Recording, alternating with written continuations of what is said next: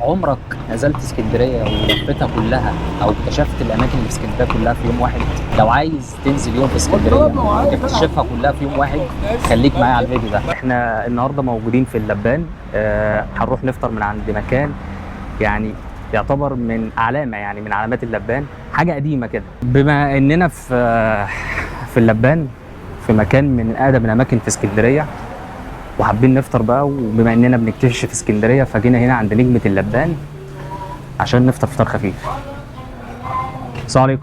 وعليكم السلام. ازيك يا حاج؟ الله يخليك. ما تفطرنا فطيره حلوه كده خفيفه يا حاج. تسلم يا يونس. واحدة؟ لا اثنين. اتنين بقى. احنا سمعنا ان المكان ده مكان قديم. يعني بقاله كام سنه كده؟ مش قديم قوي يعني. انا اقصد بقاله فتره يعني شغال. هي دي فترة زي يعني. والله اللي احنا سمعناه في ناس بتقول داخل في 100 سنه. ها؟ في ناس بتقول داخل في 100 سنه. والبيت. البيت هو القديم. اه. يعني المحل مثلا بقاله قد ايه؟ انا ده مفتوح سنة 91. 91. انا كان ليا المدينة دي مكافأة القمة هنا. اه سنة 60. اه سنة 60 بتقف المدينة على القمة، وخدنا الدخان ده بعد ما يعني هو المكان هو اللي من سنة 60. المكان نفسه اللي بادئين من سنة 60. كمل الشارع اهو. اه وبعد كده المحل اتعمل في 91. اه. يعني احنا بنقف على القمة دي من سنة 60. ما شاء الله. ولو 91 ما شاء الله يا حاج، يعني 91 برضو يعني فترة يعني. 30 سنة ولا 35 سنة. ما شاء الله. ما شاء الله. طب هو فعلا كان في فترة كده قريب كانت الفطيرة ب 5 جنيه؟ بأربعة. كانت ب 4 كمان. عدنان بتاع القاهرة صورنا. مصور ساعتها من سنتين بالظبط كانت ب 4 جنيه الفطيرة. ب 4 جنيه من سنتين. شفت يا احمد؟ قلت لك ما كانش مصدق، بيقول لي هو في فطيرة ب 4 جنيه. كانت بنص جنيه الفطيرة دي. بنص جنيه. كانت بنص جنيه زمان. زمان ده من سكة 15 سنة. بنص جنيه عليها كمان. والخامات اللي بتستخدمها هي هي كانت ب 4. هي غلت بس كام يوم دول، خلال سنة بس. طب غلت بقت بكام بقى؟ بس دي 8. 8؟ بس مش غالية برضه. طب 8 مش غالية خالص. طيب. متخيلين يا جماعة؟ يعني احنا واقفين عند فطاطري اسمه نجمة اللبان. المكان ده زي ما تسمع له كده من الاماكن القديمه هنا في اسكندريه، بس هو الراجل بيقول ان هو البيت نفسه، او يعني هو كان في عربيه كده كانت بره غير المحل، كان من سنه 60، لكن المحل ده نفسه من سنه 91. الفطيره عامله 8 جنيه، يعني بصراحه اقل سعر فطيره انا هاكلها في حياتي. لا سماهم على وجوههم، يعني انت عندك استقبال وعندك قبول كويس جدا يعني. الحمد لله. الواحد حسب تعليمه وعلامه. ايوه. انا راجل مهندس. ما شاء الله ما شاء الله ما شاء الله. لازم الواحد يبقى عنده طريقه في الكلام وفي الاسلوب. فعلا. انا اقصد ان الاخلاقيات يعني الحمد لله. يعني ما شاء الله عندك، انت بتستقبل الناس كويس وبتتعامل معاهم كويس. ربنا يبارك لك يا رب. الله يخليك ويبارك فيك. الله يعزك. بصوا يا جماعه، يعني انا بيستهويني بصراحه الاماكن اللي هي على التراث القديم، يعني اللي هي ما بيبقاش كل اللي جه يصور يقول لك انتوا هنا النظام القديم بتاع زمان، مش الشباب اللي هو كله بيجي عشان كده. انت ناس كبار وناس بتوع زمان حابين الموضوع ده. وبعدين انا عندي وجهه نظر كده برضو، انت ممكن تقول لي يا صح ولا غلط. انا بعتقد لما بدخل اماكن ملعوب في الديكور كتير، او في يعني الديكور مبالغ فيه، بحس ان الجوده والمضمون اقل، والعكس صحيح. بحس اللي ما بيهتمش بالديكور وبالشكل بيبقى مضمونه حلو. مش في جميع الاماكن. هي مش قاعده ثابته يعني، ولكن يعني هي ساعات بتمس ناس كتير. يعني بصوا يا جماعه، المكان على التراث القديم، بس معظم الناس اللي جربت هنا قالت جوده الاكل حلوه خالص بصراحه. انت بتاكل حاجه يعني كانك بتاكل حاجه بيتي بالظبط.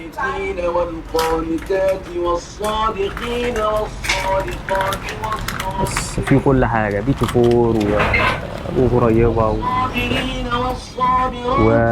اسمها ايه دي؟ عجميه؟ لا مفيش عجميه، اسمها ايه؟ حجازيه وجلاش وهريسه وكنافه. بس هو المحل مشهور باكتر حاجه بالفطاير يعني.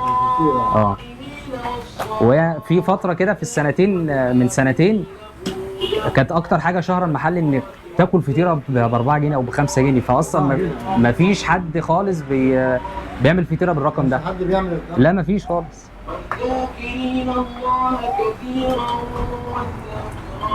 بص يا جماعه ده طريقه الفطيره وهو بتعمل، يعني انا بصراحه شايف كميه سمنه. لا مش سمنه، ده كاستر. ده كاستر. لو سمنه دي كلها تخش السيح جوه. ياما صح. ده طلع كاستر. تخش السيح في الصوت. ايوه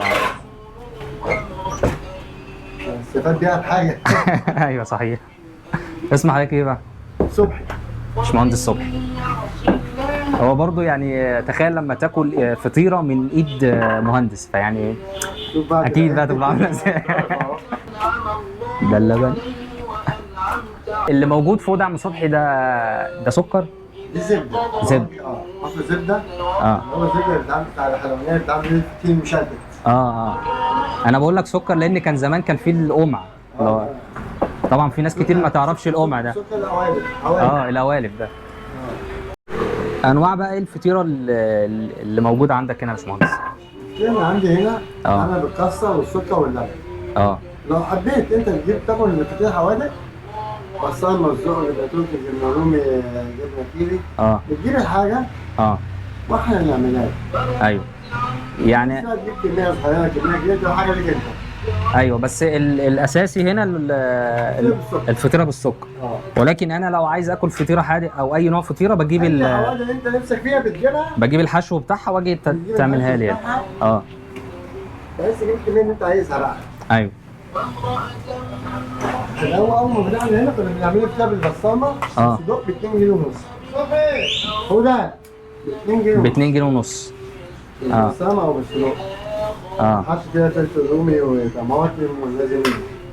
طب انا لما اجي بجيب ايه معايا؟ يعني مثلا بجيب الصدق بس؟ الصدق، بصامه، جبنه تركي، جبنه كيري، فلفل وطماطم، بيضه. اما انت بقى الحاجه اللي نفسك انت فيها بتجيبها كلها. ايوه. في ناس تحب الطماطم والفلفل والمكبد والرومي. في ناس تقول لك لا مش عايزه. في ناس عايزه بيض، في ناس مش عايزه بيض. ايوه. فانا بجيب الحشو بتاع اللي انا عايزه. انت الحشو اللي انت نفسك فيه بتجيبه موجوده. انا باكل من عنده من زمان، وبجيب من عنده دايما فطير، وبجيب من عنده مشكل وليا ولاصحابي في الشركه، وهو حبيبنا عم صبحي، يعني احنا بنيجي حب فيه كمان. عم صبحي ده علم هنا في اللبان، طول عمرنا بناكله عنده، ربنا يديله الصحه ويبارك له. يعني انا باجي مخصوص عنده مش حبا فيه هو. يعني انا باجي ليه هو مخصوص يعني. طب انت كنت بتاكل هنا من ايام ما الفطيره كانت بكام؟ كان بنص جنيه تقريبا. كان بنص جنيه يا عم صبحي؟ صح؟ كان بنص جنيه، كان بنص جنيه ده زمن ب 75 حاجه زي كده يعني. من زمان انا باجي له من زمان يعني. كل فتره كده كل ما الاقي نفسي قريب من هنا باجي له. انت بتاكل عنده من امتى؟ انا بقالي سنين من وانا طالب في المدرسه. يعني مثلا كانت الفطيره بكام؟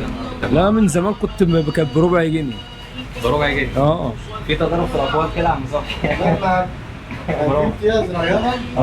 كانت صغيره دي. ربع جنيه؟ قبل المحل. من زمان. ده طلعت المعلومه بجد يعني. كانت ده في الستينات كانت رخيصه حاجه. كانت الفطيره ب 10 سنت. ربع جنيه. طب وايه رايك بقى في الفطيره عند عم صبحي؟ لا بصراحه ما يعلاش عليه. اكتر حاجه نوع بتاكله ايه او بتحبه من عند عم صبحي؟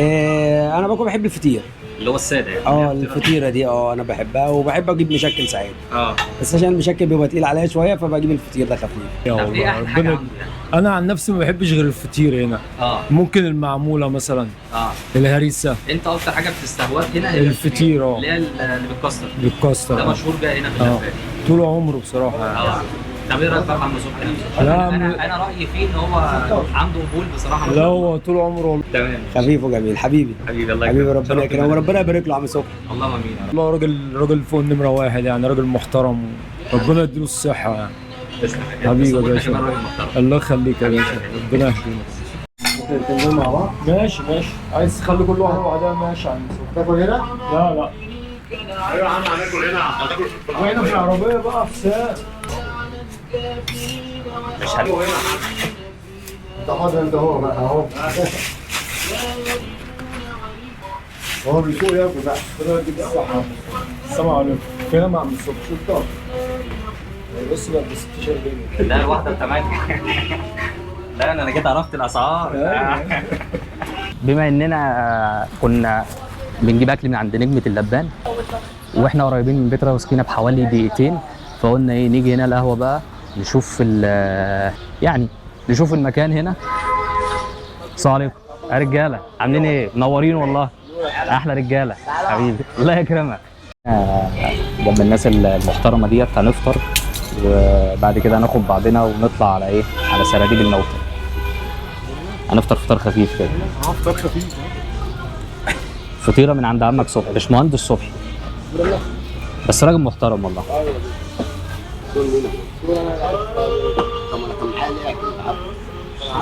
خلينا نجربها كده ونشوف. امسك كده احمد ونشوف الفطيره من نجمه اللبان عامله ازاي. بسم الله. والله جميله، خفيفه اول حاجه. حلوه؟ والله فطيره خفيفه ما فيهاش كتير، يعني هي عجينه وكاستر، حشيها كاستر ورشش عليها سكر. بصراحه طعمها حلو. بكام بقى الفطيره دي؟ ب 8 جنيه.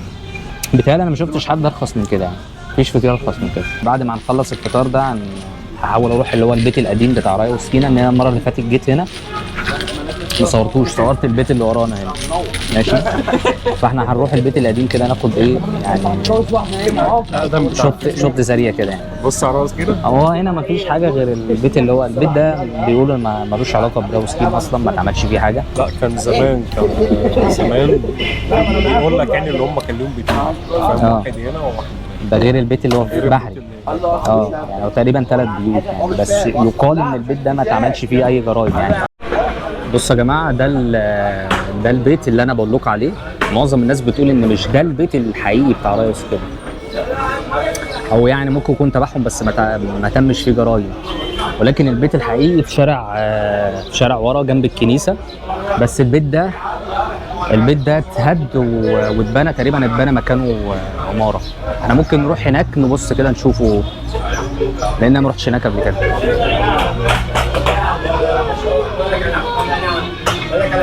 سكينه، عبد العال، حسب الله، وريا. سكينه اللي كانت قايمه بدورها اسمها ايه؟ عبلة كامل اللي هي كانت ريا في المسلسل. سكينه بقى كانت مين؟ والله ناس اسمها. ده ابراهيم الجندي، ده اللي هو اكتشف قضيه الاختفاء والقتل. ودول يا ربنا على المنظر، تقريبا دي بديعه تقريبا يعني. وده واحد صاحبي، وده عراقي جاي هنا يزور مصر.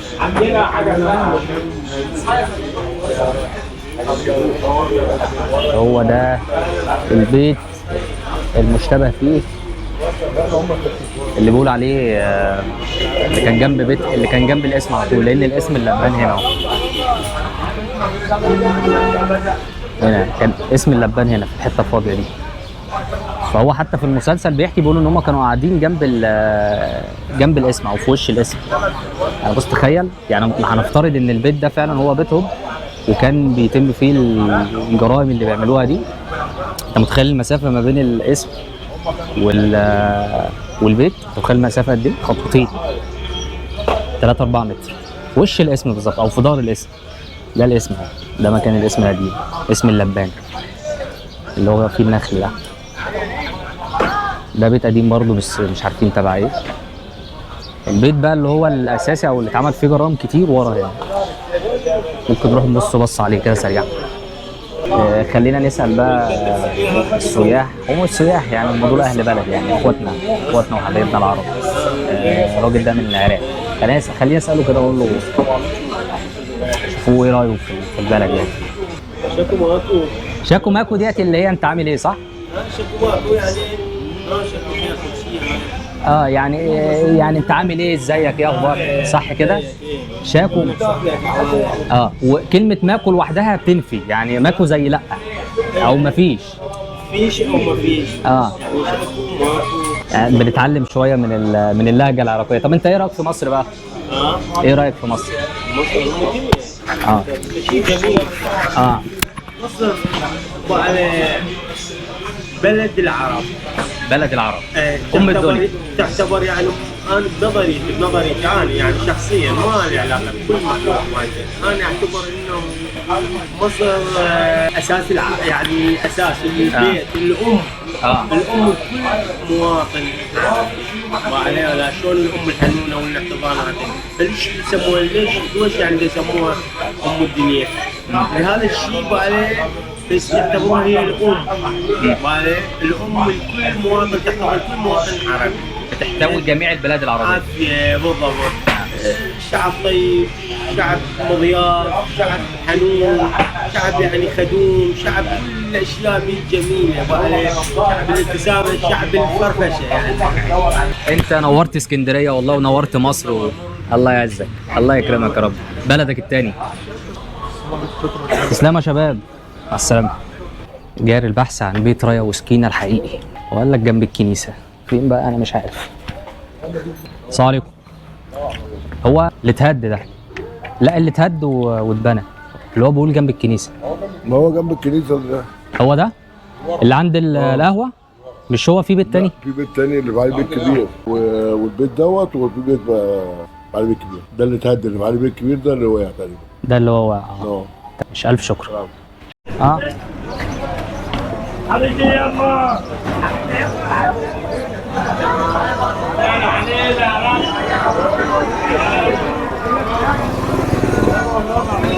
عليكم حاجة.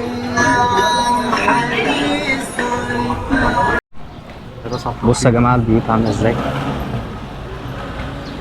البيت اصلا يعني بقاله قد ايه؟ انت بتتكلم في 100 سنة مثلا. والله ممكن يعدي ال 100 سنة يا احمد. يعدي ال 100 سنة البيت. الاماكن هنا كلها دي. بصوا يا جماعة البيوت. اللبان دي منطقه اللبان، دي من اقدم الاماكن هنا في اسكندريه. يعني اقدم بيوت، اقدم عماير، يعتبر هم دول السكان الاصليين في اسكندريه. فطرنا، شربنا شاي، بصينا بصه سريعه كده على المنطقه اللي فيها رايا وسكينه. ما عرفناش نصور كتير لان هو ما فيش حاجات كتير تتصور. فاحنا دلوقتي بقى هنطلع على منطقه ما تخليكم معايا. لسه بسأل بقول ايه المبنى المحروق ده. بصوا مش عارف ايه المبنى ده ومحروق من امتى وليه كده. منور يا مان. حبيبي يا مان.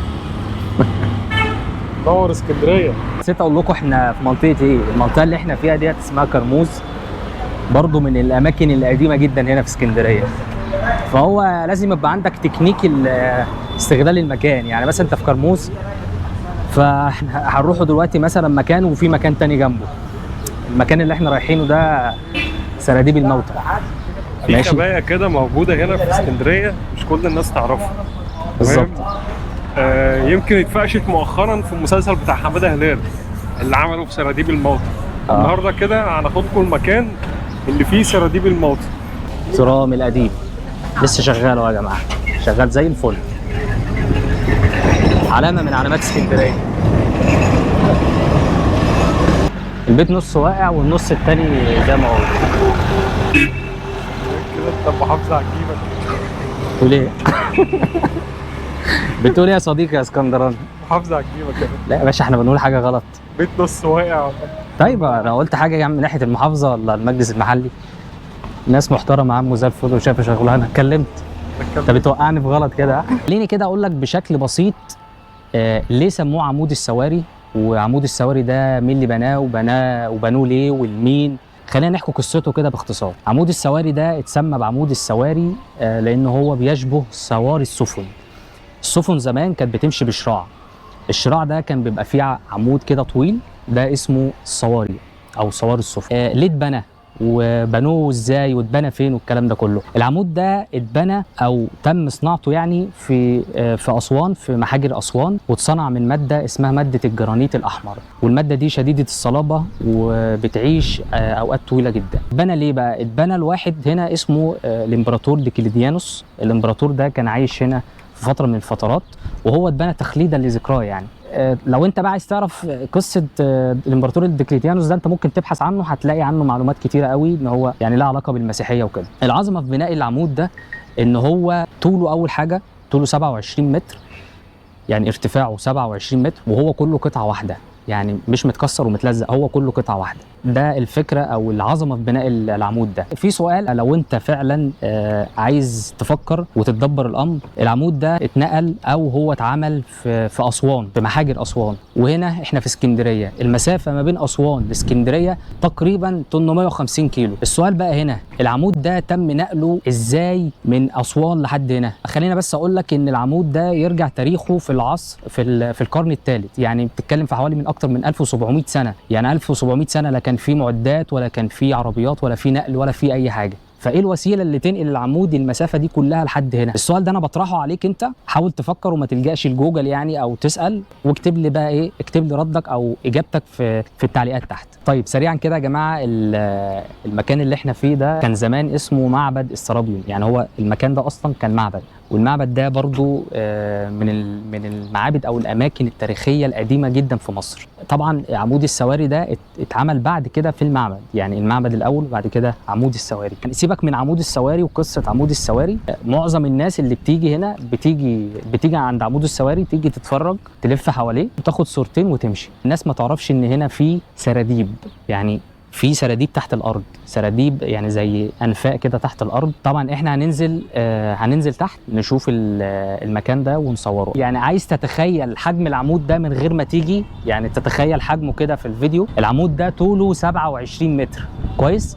العمود ده لو قسمت ال 27 هنفترض مثلا على 3.5 دول، اللي هو مثلا مستوى الدور الواحد، يعني بالظبط هيطلع معاك حوالي زي مثلا بيت او عماره مكونه من 5 أو 6 ادوار. فتخيل كده عماره 5 أو 6 ادوار، ده ارتفاع العمود. انا عايزك بقى تتخيل ان العمود ده كل اللي انت شايفه ده قطعه واحده، يعني مش قطعتين مع بعض او 3 متلزقين، لا، كل ده منحوت قطعه واحده. فايه الاله او ايه الادوات اللي تنحت عمود بالحجم ده وتطلعه بالشكل اللي انتوا شايفينه ده؟ سبحان الله. بصوا يا جماعه، بصوا المكان متداري ازاي.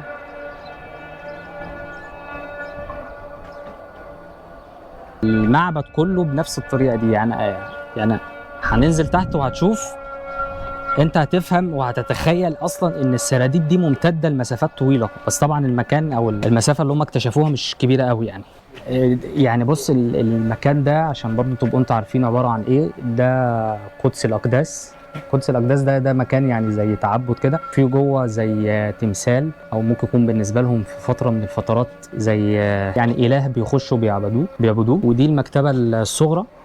طبعا هنخش ونشوف الحاجات دي كلها. تعالوا نبصوا الاول المكتبه الصغرى دي عامله ازاي. بسم الله. انا جيته قبل كده من سنه ونزلت تحت، من الاماكن اللي كتير في اسكندريه ما اعرفهاش، يعني كتير في مصر كتير، يعني كتير اللي بيجي هنا بيخش او بيجي عند عمود السواري وياخد بعضه وماشي، لكن ناس كتير ما تعرفش ان في هنا في عمود السواري سراديب تحت. تعالوا اوريكم المكان عامل ازاي. بص انت بتنزل كذا سلمه. المكان طبعا الاكسجين فيه قليل جدا. بصوا يا جماعه المكان عامل ازاي.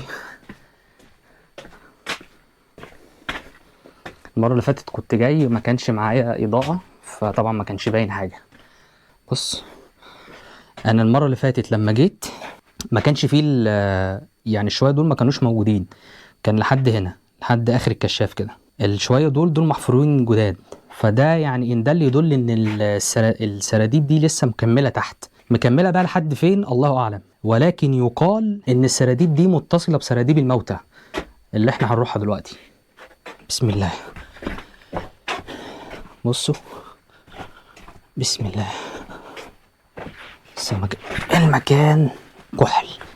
عايز تعرف هو كحل ازاي؟ بص بص بص، ضلمه، تشوفش كف ايدك فيه.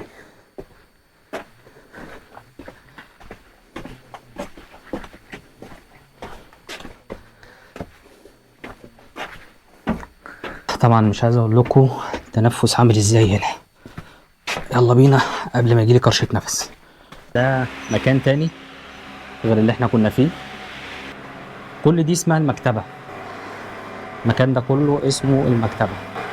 يعني الأماكن دي اللي كان بيتحط فيها الكتب. قدس الأقداس. حاطين مراوح عشان بيهووا على البقرة دي. ده اللي كان بيتم عبادته زمان يعني، أو ده ممكن يكون رمز الحاجة. بص شايفين الشكل عامل ازاي؟ طبعا أنا جيت هنا قبل كده فعارف ملمسه يعني، أو عارف نفسه. ومعرفش هل ده برضو يعني قديم، يعني ده مثلا بقاله 1700 سنة مثلا، ولا ده حاجة حديثة محطوط، مش عارف، الله أعلم. ولكن حتى أنا لما جيت كان في حاجز هنا اللي هو ممنوع تقرب منه، الحاجز ده متشال دلوقتي. ده قدس الأقداس. بيتهيألي يعني حلو كده، كفاية كده على عمود السواري. تعالوا بقى نروحوا سراديب الموتى. احنا النهارده موجودين في الكاتاكومب او في سراديب الموتى. المكان اللي احنا موجودين فيه ده تحت الارض بحوالي 22 متر. اللي اكتشف المكان ده حمار، يعني مؤاخذة في الكلمة، حمار، كائن اللي هو كائن الحمار، الحيوان، هو ماشي بالصدفة وقع. طبعا القصة دي ممكن تكون كلها سمعتوها، وقع فاكتشفوا المكان. طيب امتى اكتشفوا المكان ده؟ اكتشفوا المكان ده سنة 1900، يعني مش من زمن بعيد قوي. المكان ده بقى هننزل وهنصوره جوه، هنصوره سريعا لان انا جيت المكان ده قبل كده وصورته تصوير كامل وحكيت عنه وحكيت عن قصته. فلو انت عايز تتفرج على الفيديو ده انت ممكن تلاقيه هنا او هنا، ولكن احنا سريعا كده النهارده هنصور المكان لان في اماكن تانية لسه هنزورها في اسكندريه. المكان ليه رهبته بصراحه، من الاماكن اللي لازم تزورها، يعني زيها بالظبط كده، يعني لا تقل اهميه عن الاهرامات. فيعني من الاماكن الاثريه اللي هي انت المفروض لازم يكون لك فيها بصمه. المكان بصراحه يعني فيه تفاصيل كتير قوي. يعني مثلا هقول لك، انا المكان اللي احنا فيه ده كله بالكامل منحوت. يعني ايه منحوت؟ يعني الصخر اللي انت شايفه ده كله، او البنى اللي انت شايفه ده كله، ده صخر منحوت. شايف كل ده منحوت، مش طوب مبني. يعني بص مفيش طوب، كل ده نحت. انت مدرك مكان بالحجم ده يتنحت؟ بص المكان ده عبارة عن ايه؟ يعني هو مش مجرد مبنى كده وخلاص او شبابيك وخلاص. الموضوع ده او المبنى ده ليه فكرة. المكان اللي انت شايفه ده او الشبابيك دي اللي كانت وقت المتوفي، الشخص المتوفي اهله كانوا بيقفوا هنا، اهله واصدقائه والناس دي كانت تقف في الشبابيك هنا بتحضر تشييع الجنازه. فكان الميت بينزل من تحت، بينزلوه من هنا كده ويفضل نازل لحد تحت، وبعدين بيخش من الفتحه دي. تعالوا اوريكم الفتحه. ده وشباك، بصوا شايفين الفتحه اللي تحت الصغيره دي؟ كان بينزل من فوق لحد الفتحه الصغيره دي، وبعد كده بيمشي في نفق صغير خالص اللي هو طالع منه العيل الصغير ده، وبيفضل ماشي لحد حجرة الدفن. طبعا هتسألني وهتقول لي ايه الفكرة من الموضوع. اكيد يعني دي طقوس تشييع الجنازة عندهم. بما ان المكان اسمه سراديب الموتى فهو طبعا اكيد عبارة عن سراديب، يعني هتفضل تخش من مكان وتطلع من مكان تاني وممكن تتوه، بس يعني في الاخر هتطلع، يعني مش هتتوه خالص. طبعا عايز اقول لك ان المكان هو مش اصلا كده، ومكان كان افضل من كده بكتير، ولكن قبل ما يكتشفوه يعني قعد فتره كبيره من الزمن تنزل سيول ميه. يعني المكان ده كان مغمور بالميه، كنتش تعرف تمشي فيه. الكلام ده لحد من كام سنه قريب، فهم عملوا فيه تعديلات ووصلوه للشكل اللي انتوا شايفينه ده. طبعا السياح من كل حته في العالم بتيجي تشوفه. يعني الو، عامل ايه يا صاحبي عامل ايه الاخبار؟ انت تابع المكان ولا انت سايح؟ دي برضو جزء من المقابر، شايفين عامله ازاي؟ كل دي مقابر. خلينا اعرفك اللي في الوش ده. الارقام اللي في الوش دي الارقام اللي كاتباها وزاره الاثار والسياحه. يعني الارقام ديت بتعبر عن كل مقبره، او بتنص على كل مقبره. يعني كل مقبره ليها رقم، اي مقبره هتلاقي ليها رقم. حتى بصوا دي برضو ليها رقم بس ممسوح شويه. فكل المقابر هتلاقي عليها ارقام. بصوا 180 اهو. شايفين المكان ده؟ العظام اللي انتوا شايفينها دي مش عظام بني ادمين، دي عظام حصنه. يقال ان زمان كان الجندي او المقاتل او الفارس، الشخص اللي بيموت يعني، كان بيتم دفنه بالمتعلقات بتاعته او بالحصان بتاعه. يعني الحصان بتاعه مات فيدفن في نفس المكان اللي هو فيه. الله اعلم. حسام يا جماعه، منور يا مان منور يا مان. فلوج جديد في اسكندريه، هنشوف الدنيا فيها ايه. 10 دقايق انا واحمد بندور على الطريق اللي نطلع منه. تهنا. الراجل اللي كان واقف ده ما شاء الله مليان شويه فسدد المكان، هو اصلا كله مساحته نص متر يعني، فممكن ما تاخدش بالك. بصوا، ده النفق اللي انا بقول لك عليه، اللي هو بيطلع منه المتوفي، يعني بينزل من هنا كده ماشي، او بيجي من هنا كده ويدخل بقى ايه اوضه الدفن. وبالمناسبه النفق ده مفتوح برضو ورا، يعني النفق ده مش اخره هنا بس، لا في فتحه تانية ورا برضو. فطبعا كل دي مقابر. يعني خليني اوضح لك اكتر يعني ايه سراديب الموتى او الكاتاكومب. الكاتاكومب هي مقابر جماعيه، ولكن فكرتها ان هي بتكون تحت الارض. دي باختصار فكره او كلمه كاتاكومب. طبعا كاتاكومب ديت مش في اسكندريه بس، لا في كاتاكومب تانية في باريس اعتقد، فرنسا يعني. معرفش هل في كاتاكومب تانية في اماكن في بلاد تانية ولا لا، ولكن مش دي الكاتاكومب الوحيده في العالم يعني. دي زي ما قلنا دي مقابر جماعيه. هي الفكره او السر في الموضوع اللي مخلي الموضوع ده ليه قيمه، او مخلي المكان ده ليه قيمه، ان المقابر دي او الاماكن دي منحوته مش مبنيه. فانا عايزك تتخيل ان ده كله كان قطعه واحده، يعني كان هنفترض ان ده كله صخر، فانت متخيل انت بتنحت في الصخر عشان تطلع مكان بالشكل ده.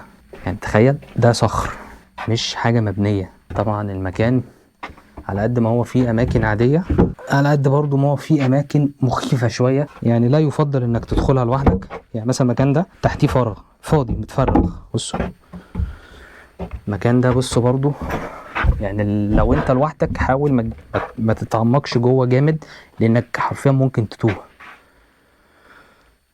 طيب انا لوحدي، انا هصور عادي، بس انا معايا واحد صاحبي. بسم الله. هحاول اجيبه يجي هنا عشان هو بيتخض او بيخاف من الاماكن ده، فانا هجيبه هنا شرير. قلت لكم احمد بيخاف. جبته هنا.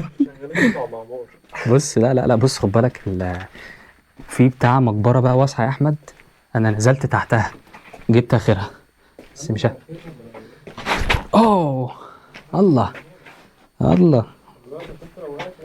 بص، انا راجل سائح. بس يعني يقول لك جاي يقتل صاحبه هنا وياخد منه. بس المكان بصراحه مخيف، يعني هو مش مخيف للدرجه اللي هي، ولكن يعني في بعض الاماكن اللي هي ضلمه وما فيهاش حد. بص المكان عامل ازاي، سبحان الله. دي المقبره يا احمد اللي انا نزلت صورت فيها، عامله ازاي من تحت.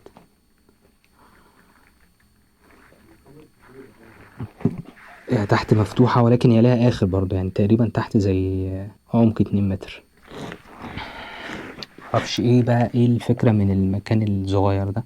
برضه الأرقام اللي قلت لكم عليها، اللي وزارة السياحة والآثار مرقمة بيها المكان كله. احنا خلصنا المكان اللي احنا فيه ده سراديب الموتى، وهنطلع بقى نكمل بقية يومنا. هنروح فين بقى يا مان؟ خد كده جولة على البحر. تمام. تمام. سمك. انت ونشوف بقى جيت لك الأجواء اللذيذة بتاعت اسكندرية.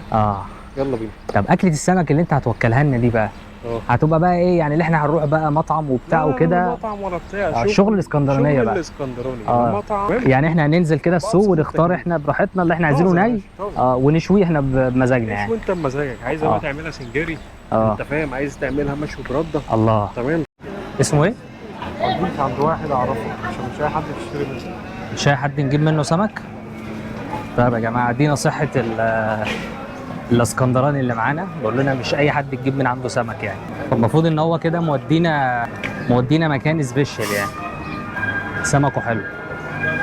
اكلة سمك لازم تخش عند محمدية. محل اللي هو مودينا عنده شكله متفق معاه ياخد نسبة. نجيبه بقى ايه اكلة السمك بتاعتنا ماشي، وناخدوها ونطلع على البحر عشان تبقى التجربة كاملة، يعني تاكل سمك على البحر. حن عليه. احلى حاجة انك ايه بقى تنزل هنا، تنزل السوق تجيب الاكل بتاعك او تجيب السمك بتاعك يعني ماشي، تختاره كده وتنقيه وتاخده وتروح بقى شوف بقى عايز تشويه عايز تقليه عايز تعمل سنجاري براحتك يعني. المهم ايه اللي انت بتعيش التجربه يعني، بدل ما تروح مطعم وتقعد وتطلب. انا شخصيا بحب اعيش التجربه كامله. اهو معيشكم التجربه معايا يا جماعه. بصوا كانكم ماشيين في السوق بالظبط. بص على فكره السوق ده ليه يعني، لما تيجي تدخل السوق المفروض بيكون ليه دعاء يعني، وده دعاء دخول السوق.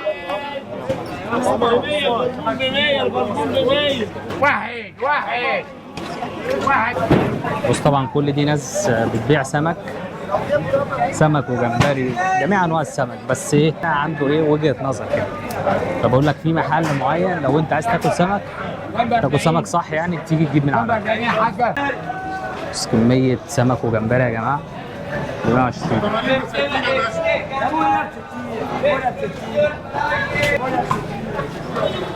البياعين بيتكلموا فرنساوي. هو ده المحمدية؟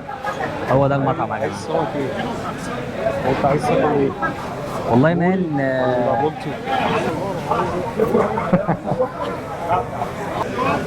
بص يا جماعة ده مكان او مطعم اسمه المحمدية. انا جاي على حس احمد صاحبي، هو بيقول يعني السمك بتاعه طازة وحلو، فخلينا نشوف كده. حاجه سمك كده.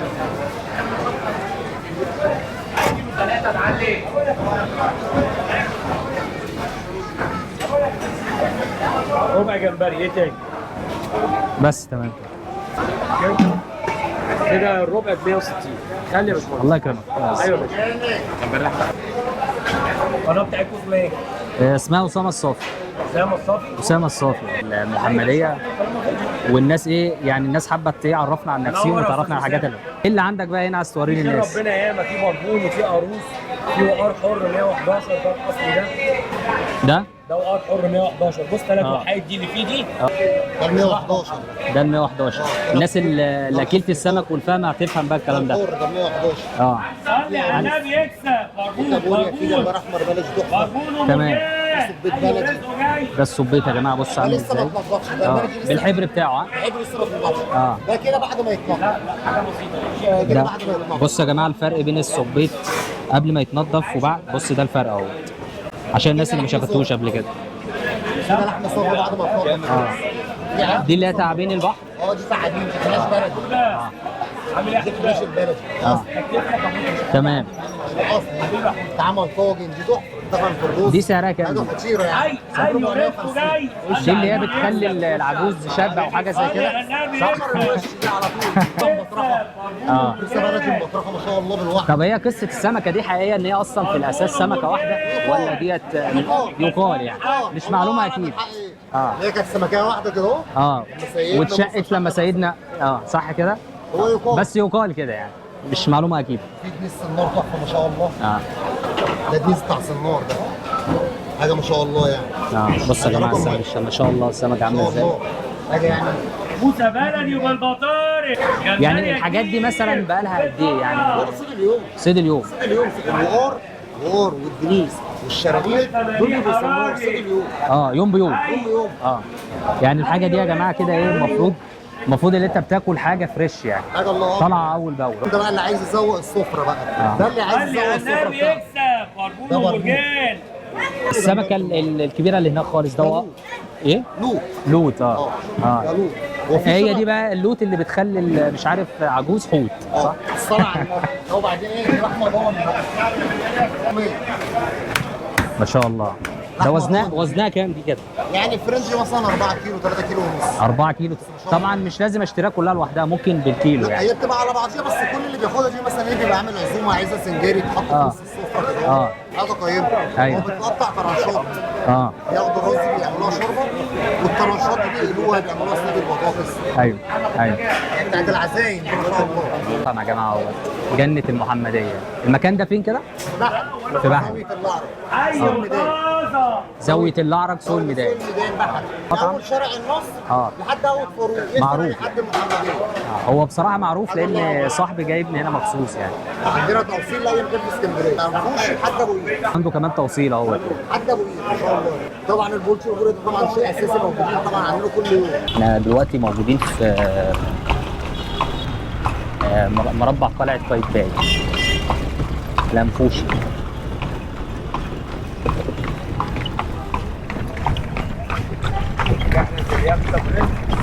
طبعا طول ما انت ماشي هتلاقي الناس اللي هم بتوع المراكب بيوقفوك. باشا عايز تركب مركب، باشا عايز تركب مركب، تنزل تحت. بص جاي اهو اقول لك. تسلم. طول ما انت ماشي رحله بلانش يا جماعه. بصوا يا جماعه المكان اللي هناك ده ورشه السفن.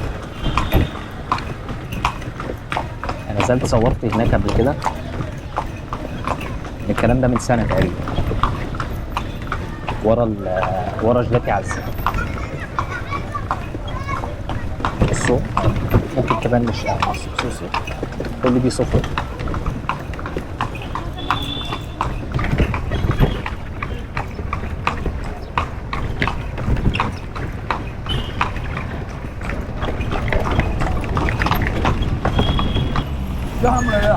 مريحة اليومين دول؟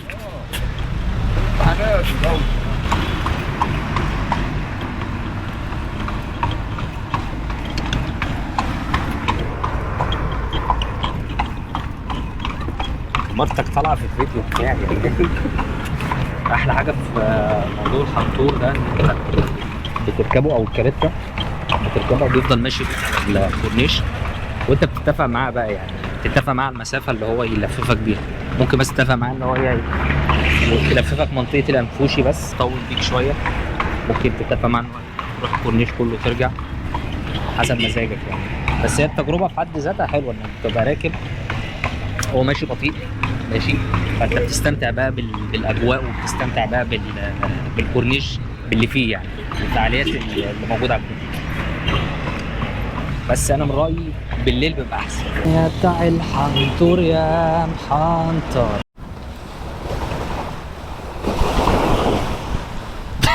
هينشف ما تقلقش.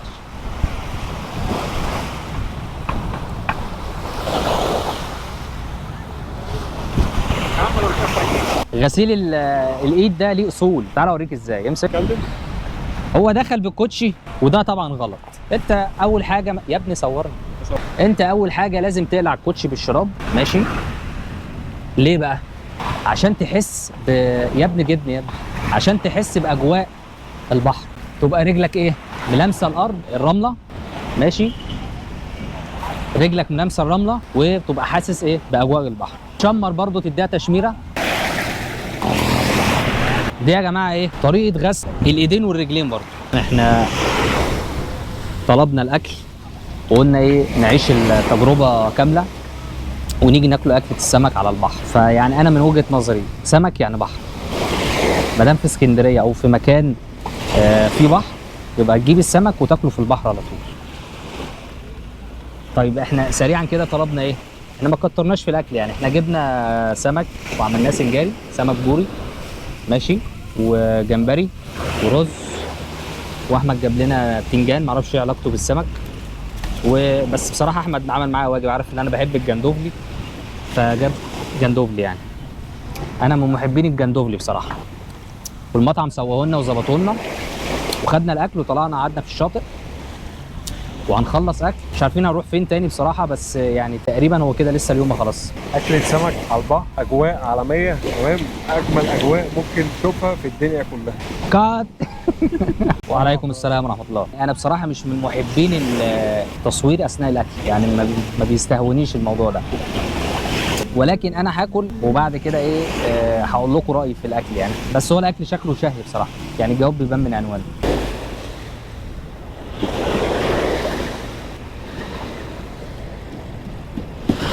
الحمد لله خلصنا اكله السمك بتاعتنا. الاكل طلع حلو، او المطعم اللي كان بيسوي الاكل بصراحه كان بيسويه حلو يعني، ظبطه يعني. انا ما رضيتش اصور واحنا بناكله سواء انا او احمد عشان خاطر يعني عارفين بقى اكله السمك زفاره ولغوصه وبتاع، ولكن الاجواء بصراحه هنا عالميه يعني. انا عايزك تتخيل ان انت تبقى قاعد على البحر وبتاكل اكله سمك وما بينك وما بين البحر حوالي مترين 3. مع هوا البحر واليود بقى بصراحه يعني اجواء عالميه عالميه. اتمنى التجربه دي لو محدش جربها فيجربها. كنت بقول ان اسكندريه من اكتر الاماكن اللي انا صورت فيها، دايما بصور فيها وقبل التصوير كمان كنت بنزل هنا على طول. فبصراحه من الاماكن اللي الواحد ما بيشبعش منها خالص هي اسكندريه. تحس ان هي فيها سحر كده او فيها حاجه بتشدك ليها دايما. مش عارف الاحساس ده عندي انا بس ولا عند الناس اللي بتحب اسكندريه. ايه رايك في الاجواء؟ جوه اسكندريه جامده طول عمرها، سواء معاك فلوس معاكش فلوس هتعرف تبسط نفسك في اسكندريه. معاك شاطئ البحر انت فاهم، خد اكلك ايا كان، سندوتشات بقى، روق على حالك، خد عصيرك، خد دنيتك واطلع عيش على البحر. الفيديو ده يا جماعه للناس اللي مش في اسكندريه، من محافظات بعيده، وحابه ان هي مثلا تيجي كده يوم اسكندريه تاخد لفه فيه. فانا يعني على قد ما قدرنا حاولنا ان احنا نجمع ما بين نشكل في الاماكن، ننوع يعني ما بين اماكن اثريه واماكن تاريخيه واكل وبحر وايه تاني وحنطور فاهم يعني. ولسه هنروح دلوقتي هنطلع نحلي، هنروح برضو ناكل من عند حد من الناس القديمه جدا هنا في اسكندريه. يعني لو انت عايز تاكل ام علي فانت على طول تروح على عمك فهمي، ما تروحش عند حد تاني يعني. فاحنا هنخلص وهناخد بعضنا ونطلع نروح عند عم فهمي ونضرب لنا ايه طبق ام علي. ام علي؟ اه ام علي. ام علي يا مان. ام علي طبعا. ما ينفعش تيجي هنا اسكندريه وبالاخص المنشيه وما تجيش تاكل من عند جيلاتي فهمي. جيلاتي فهمي من اقدم الاماكن هنا في اسكندريه اللي تاكل منها ام علي رز بلبن وجيلاتي طبعا. ده الرز بلبن قشطه وعسل، ده اللي احمد طالبه، وده طبعا الطلب بتاع المعتاد كل ما اجي هنا لازم اكله. ام علي مكسرات.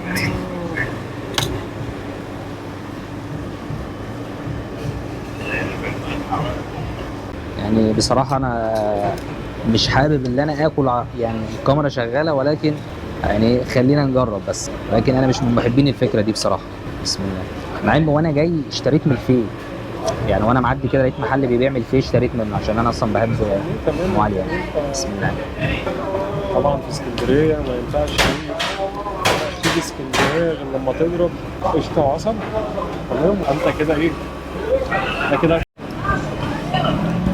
خلينا اجرب الرز بلبن بتاع احمد اللي هو بالقشطه والعسل. بس خلينا نجرب بالقشطه الاول. عامل ايه؟ الحمد لله. مين ده؟ حاجه سخنه مع حاجه ساقعه. انا؟ احلى كهرباء لسه. ده المنيو يا جماعه لو حد عايز ايه ياخد سكرين شوت منه. اكتر حاجه بتطلب هنا اللي هي ام علي. وبيبص لي كأن الكاميرا ديت يعني ايه؟ مين اللي بيبص لك؟ العيل الصغير.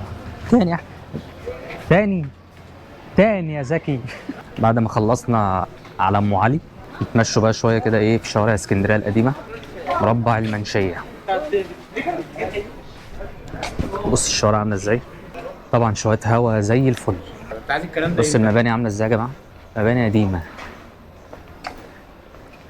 اسكندريه فيها مباني يعني اقدم من بلدان حوالينا كده، واخد بالك انت؟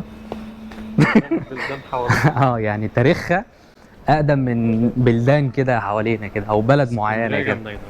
هنطلع بقى ايه نشرب كوبايتين شاي ونقعد شويه على القهوه كده، ناخد لنا كوبايتين شاي نروق على حالنا بقى. تمام. ونقعد ايه اخر اليوم كده نقعد نراجع. انت في حاجه من معينه عايزها من عندي؟ ايه؟ هتعوز مني حاجه؟ اصل انا هشرب شاي واحده كده. انت بتشرب هاخد منك كام حاجه. عايز الفيديوهات يعني يا باشا، انا ممكن اسومك على الفيديوهات دي. عايز فلوس. جيب مين المغندر. كده طالعين على الجندي المجهول. الجندي المجهول كده شمال.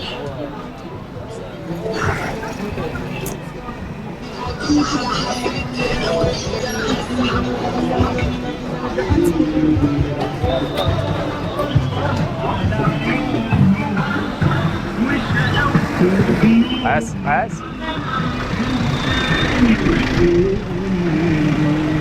عامله ايه على حسه كمان.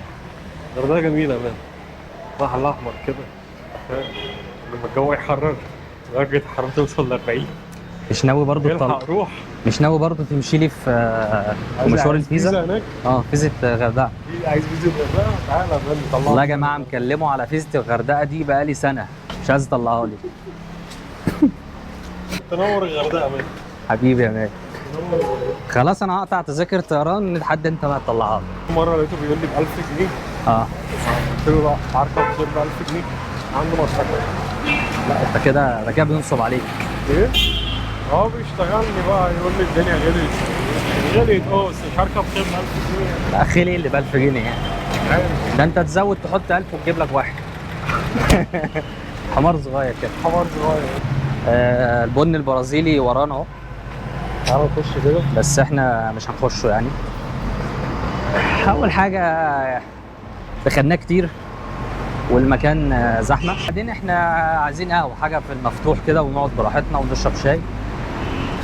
احنا واقفين في نص شارع النبي دانيال بعد ما اتجدد. طبعا هو مش لسه متجدد قريب يعني، ده متجدد من فتره تقريبا. بقاله قد ايه متجدد يعني؟ بقاله قد كان بقاله سنة مثلا متجدد. بقاله سنه ونص كده تقريبا، حاجه زي كده. بس بصراحه منظره تحفه. هم ما جددوش الشارع بس والارضيه، ده هم جددوا المباني كمان نفسها. فانت ماشي في الشارع كانك بالظبط كده ماشي في حاره من دول اوروبا يعني. بص المباني عامله ازاي. بس طبعا هتلاقي فرش ناس على الشمال وعلى اليمين، بس هو يعني من غير الناس اللي فرشه ومن غير المنظر ده هو جميل بصراحه. بص المبنى ده هو بسيط يعني، مش معمول فيه لعب كتير، ولكن بص شكله عامل ازاي.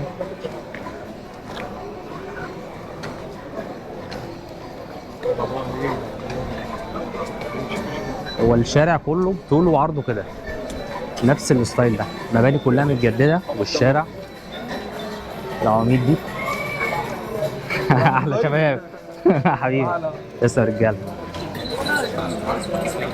طبعا هنا كالعادة لازم المايك يجي في اخر الفيديو ويفصل مني. المهم احنا هنا كنا وصلنا شارع فؤاد قدام مسرح سيد درويش، فقلت اصوره لكم بالمره كده تشوفوه من بره. انا كنت هدخل ولكن اكتفيت باللي انا اصوره من بره يعني. شارع فؤاد للناس اللي متعرفوش من الشوارع القديمه جدا في اسكندريه، مليان بالمطاعم والقهاوي وكلها مباني قديمه يعني. فاحنا دخلنا في الزوارق اللي في شارع فؤاد، ففي جوه قهوه كده معينه احنا بنحب نقعد عليها. وبرضو الناس الاسكندرانيه تعرف القهوه دي اسمها قهوه اندريا، قهوه من القهوه القديمه برضو. فهنا بقى كنا احنا في اخر الفيديو، كنا فصلنا وقررنا ننهي الفيديو او ننهي يومنا على كده.